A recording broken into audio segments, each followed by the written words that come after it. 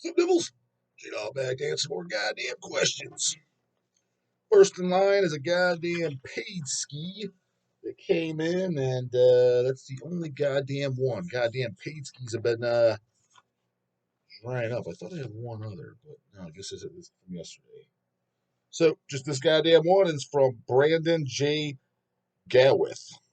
Paid question. You know, puts, yo, J-Dog, I'm the battery for Cemetery Urn. Check that shit out, bros. Fucking drummer of Cemetery Urn on Hells, of course, all the way from goddamn Australia.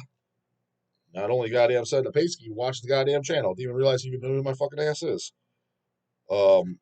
Which yeah, Cemetery Urn's got to get over here to goddamn States. I've seen them Cemetery Urn once when Damon was the singer. I don't even know how the fuck you guys played over here on there at the time you did. Was that when Gospel of Horns came here and you just came with your mates? Because Cemetery Urn, the only album that was out was Urn of Blood. And that's how I first heard you guys played in the land. Of course, there was nobody actually, there was more people there than I expected. But I mean, less than what there should be. That's for goddamn sure. Now, granted, to their defense, I didn't even know who they were either. But where your fucking metal alarm should have went off. If you live in the fucking stupid ass land and you're not a fucking poser that's only listening to goddamn Sanguizio Nutsack, 200 Wimp Wounds, and all the poser goddamn shit, grand those goddamn pussy boys weren't even listening to metal yet, sucking on their goddamn thumb. There's a litmus test for you right there. Don't know how old the guys are, but were any of the guys in 200 Wimp Wounds or Sanguizio Nutsack? Both those bands are from fucking Cleveland. Correct me if I'm wrong. Pretty sure they are, right? Were they at Cemetery Urn when they came into Cleveland? Wow, dog, let me get that dick out of my mouth. Well, I didn't know who they were. Neither did the dog. Why was the dog there? Again, metal alarm should have fucking went off. Even just had this info. Saw the name, cool name. Saw the logo, cool fucking logo. And you look into them from Australia. Oh, death metal. You're thinking, I like death metal. Flying all the way from Australia to my backyard, 10-minute drive. It's not a 10-minute drive, fucking dog. It's whatever, 30, 45 minutes. It's what the fuck it is for me. That just put on the goddamn TISH. You're good to goddamn go. Put on Hacked Up for Barbecue. By the time the album's over, you even got a little time to get to spare, goddamn it. It's 50-minute goddamn long album. Just cut the fucking shit. No reason it should have been there. And just did a little bit of fucking 2 seconds research. Who is this band? Well, just look at the goddamn little bit of research. The front man at the time. Fucking Damon, singer of Corpse Molestation and Beast of Warlust. You should have just been like, oh, I'm going to at least check this out. Were any of those guys there? I'm not going to say that they weren't, but probably not. Don't know them personally, so I can't say definitively not. Was the dog there? Damn sure. Damn right the goddamn dog was there. Thought it was a good show, too, and I enjoyed it right out the gates. And I remember, yes, not that it's super original. They were kind of, different, I guess. So I remember Damon wearing sunglasses on stage, which is, you're on stage inside. That's just kind of his fucking shtick. Thought that was kind of funny. Didn't get to meet him. Would have liked to. If that was at, again, I can't remember if that was with Gospel of Horns, because the reason why they're blurred together is they're both, well over 10 years ago, probably 15 years ago. Both shows, so they're both quite a while ago, and they're both at the same club. So correct me if I'm wrong if it was the same night. And I did meet Howitzer from Gospel of Horns, but I didn't talk to him. Again, this is way before the channel shit. We're just doing Hells, and we worked with Gospel of Horns. See, this is what I wish I was doing. Dude, God damn. Imagine if the dog was doing the channel since like early Hells days, and that wasn't even, we were already doing Hells, I don't know, probably 10 years at that fucking time. I would have had all kinds of goddamn vids. I'd be up to 100K fucking subs by now. You don't be at no 100K, dog. I probably would be. Actually, I'm almost guaranteed I would be. So I would have had tons of fucking, there's tons of fucking homeboys I met. Well, Grant's assuming that they'd say yes to the goddamn interviews. But like Howitzer and shit, yeah, he, if that's how you pronounce the goddamn name, I think it is. You didn't say much. Chase introduced me to him. Chasey Boy brought him over because obviously most of the contacts and emails, especially back then, Chasey Boy was the one setting them up. So he always talked to him through emails. So naturally, that's a good person to say, who's this fucking Dumbo J-Dog? I never know who the fuck it was. I was just the goddamn background. He wasn't talking to me. But anyway, Sea Dog knew that I liked the band, Gospel of the Horns, so he introduced me to them. And it's just, hey, what's up? That fist bump type of deal. Because it's kind of like, I don't know, what are you fucking saying? You could just tell he didn't give a shit, which nothing against him. Why would he give a shit? Um, so, yeah, it kind of, looking back, I mean, I'm at least glad I get the Saw Gospel of the Horns and Cemetery Urn. It's just, especially Cemetery Urn, didn't absorb it as much as I would have liked because, again, it's a new band. Everything, didn't know the album. But I think they came in through Hells, or maybe we traded that next. I know it was soon after I got the album Urn of Blood. So this is fucking great. Every album by Cemetery Urn's good. Happy to have worked with them. And the first two are on Modern Invasion, I believe, this season. Then we did LPs of them. And then LP, CD of all the other three, because I got 5 albums out now. And my favorite is the first two for sure, especially Urn of Blood. Again, could be because it's my first one I heard, but I think that record is fair. Matter of fact, I'd go out as far as saying, who was it? Shout out to the goddamn homeboy that emailed me a few weeks ago. He asked me to rank, like, maybe do an Australia death metal ranking list. And I replied back to him. I was like, dog keeps it honest. I don't sit there and bullshit my way through crap. I'm like, dude, I like a lot of music from Australia, but as far as where it's not wishy-washy, what's just straight up death metal, I was like, I gotta be completely honest with you. There's not that much that I like from Australia.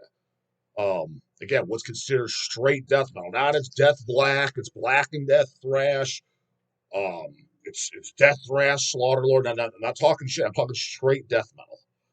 I was like, first off, I can't even think of a shitload of bands. I can think of a handful. And second of all, most of them I just don't care about. Having said that, there's ones that I do, and I would have to say, best death metal albums from Australia, like just strictly death metal, where there's it's death metal, not fucking grind, not fucking thrash, nothing. Off the top of my head, just thinking about this, I'm thinking probably the Destructor Opprobrium album and the Cemetery Urn of Blood. Now, before I'd put that, if I was put that list in concrete fucking stone, I would look through other shit, but I would say those are probably my favorites. And then favorite death metal 7-inch from EP, I can tell you this right now, from Australia would be Martyr again, but that gets wishy-washy. Somebody like, it's death and black, it's trash, but I would say it's death metal. Martyr, and also Destructor again, the Brutal Desecration 7-inch, which we're supposed to be fucking re-putting that out. Been hearing this for goddamn ages. I don't know what the fuck's going on with that. But I would say those are probably my 2 favorite death metal EPs from Australia, in case you happen to goddamn give a flying ass fuck. But anyways, got off track of question. Drummer from Cemetery Urn. Gave you a gold background because I know you're fucking deer and head like tickle mouth. Who?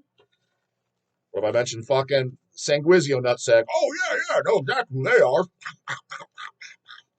I'm pretty sure the Urn's been around a hell of a lot longer. What's your opinion on genre tourists? Genre tourists? Yeah, I know what you mean, though. And scene posers canceling shows because they deem a band unsafe. Oh, God, don't even get me started, brah.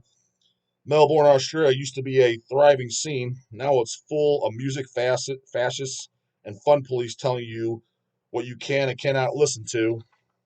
Well, that's it. I mean, it's the same here, dude. I mean, what it is, it's allowing, it's to be completely honest, not to fucking toot my own horn, is we need more people on social media and shit like myself calling the fucking pussy shit out. You're letting all these goddamn fucking twink cores, pink t-shirt wearing guys. Dude, a lot of it's just fucking these fucking vegan ass hippies too entering the death metal scene. And again, it's not like, they're allowed to listen to it too. It's just not that nobody's allowed to. There's certain demographic that's allowed and not allowed to listen to it. But when you invite anyone in, like, hey, mom, I know you only listen to the Beatles and you don't like hypocrisy, but come on out to my show. Dude, if I was in a death metal band, I don't want my mom coming to my show. Even if it's my mom, I don't want mom at the show. Mom's not supposed to like it. If I played a live show and mom was not offended and appalled, then mission failed. If she's like, that was a good job. I really enjoyed that one. Failed goddamn death metal band, as far as I'm concerned. Have that mentality to where, yeah, it's a bit gatekeeping. It's going to protect that a little bit more. You're allowing all these dumbass hippies in. That's where you're going to get that, man. That's who's canceling it. That's who's suggesting that. No real goddamn metalist that's been listening to this shit since 90s, 80s, etc., and still passionate about it. I got to make the goddamn disclaimer. Someone that actually still buys record CDs and at least goes to the shows that they're bands they like. I understand fucking, I'm not going to that. It's just so-and-so playing. It's a goddamn cover band. Now, I get that. But if it's like one of your favorite bands and they're playing, they're at least at that. Maybe only 2-3 shows a year, but they're going to the shit they at least like. Nobody in that category that has been in this to that time frame. And there's always an exceptional rule. So you might find fucking 1 or 2 bozos, but I'm saying the overwhelming majority fall into this, let's cancel and let's not have this and all this pussy shit. None of them. And again, I'm talking guys that are in that category of extreme music. Not, well, yeah, dude, I don't know, man. My dad, he's pretty against it. He's been listening to this shit since '88. You look at it like, dude, the most extreme thing he likes is goddamn Slayer and Anthrax. Shut the fuck up. I'm not talking about his pussy ass. I'm talking about guys that actually listen to black metal, death metal, grindcore, at least up until the 2000s of the latest band they like. Because I can say I've never met anybody. I don't know anybody that has been going to shows and buying records since, let's say, 1988, because I know a bunch. Some even earlier than that, but I'm just throwing that random year out because it's 10 years before I started going to shows. I don't know anybody, and they're still buying records, and they're at least some extreme bands that supports that cancel culture. They can't play this, and you can't say this. I don't know one. And again, I'm not saying none exist. I'm sure there's some fucking tampon boy living in his mom's basement wearing a fucking pink fucking thong under those goddamn drawers. And I'm talking about a dude. I'm sure that you can find one, but they're the minority. Because like I said, I've never had one. So that's the problem. You're just letting it's. Look at the comments. The guys is like, yeah, dude, guy called it out. This can't do this, can't do that. You call shit out. Okay, just let everybody in. That's what you're gonna have happen. All this censorship, all this pussiness. I mean, look at what happened with fucking Metal Threat. I don't know. Am I supposed to not spill the beans on that? I mean, Paul didn't don't say anything, so I guess it's fucking fair game. And I don't know what reason he gave publicly, but you know why that's postponed, right? You know why? Again, I might not supposed to be saying this, but again, he didn't say don't say it. He knows I talk on channel. He watches, says he does anyways. It's because the goddamn club. The club would not allow which bands? Who were they bitching about? I think it was Destroyer 666 and Horna. They wanted can't have these bands, and basically Paul stand his ground and fuck you. I'm not canceling these bands. It's more so out of principle. Again, what's the name of that club? Whatever it is, look, whoever that club played, as far as I'm concerned, they're anti-America. That's right, dog. Put it out. Find that club, search it, put on there. Just somebody go spray paint a fucking goddamn Nazi sign on their building because that's what they're pulling. They're pulling canceling and fascist shit. You can't do this. You can't do that. That's Nazi shit, man. It's just reverse psychology is all it is. You're anti-America. You're anti-freedom of speech. You're anti freedom of expression.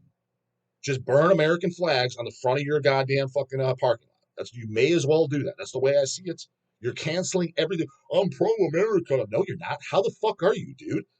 The only reason everybody supposedly loves this dumbass country, what they say, is because the idea of it is great.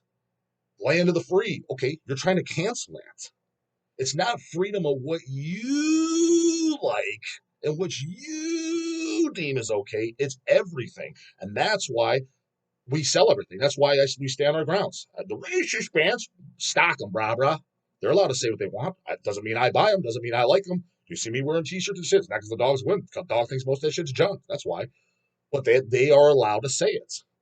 And I'm allowed to fucking rip on them if I want. Because that's freedom of speech. Is allowing what you don't like too.